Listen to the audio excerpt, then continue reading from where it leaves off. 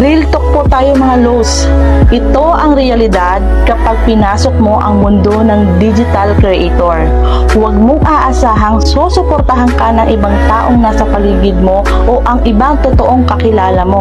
Hindi yan sila magre-react sa mga post mo at malalaman mo pa na pinagtatawanan ka pa sa mga pinagagawa mo at pagpapakapuyat mo, makuha mo lang ang kriteria na kailangan dito. Ang unang susuporta sa iyo ay ang mga taong hindi mo kilala o hindi ka kilala. Sila yung tutulong sa iyo para maabot mo ang hinahangad mo. Sila yung mga kapwa natin, content creator. Yung mga kakilala mo, saka lang sila maniniwala kapag kumikita ka na dito. Yung dating dinededma ka at initsipwera ka, kapag nakita ka nilang kumikita na dito sa pagpapakahirap mo, bigla na lang yan magme-message sa iyo at kukumustahin ka na dati naman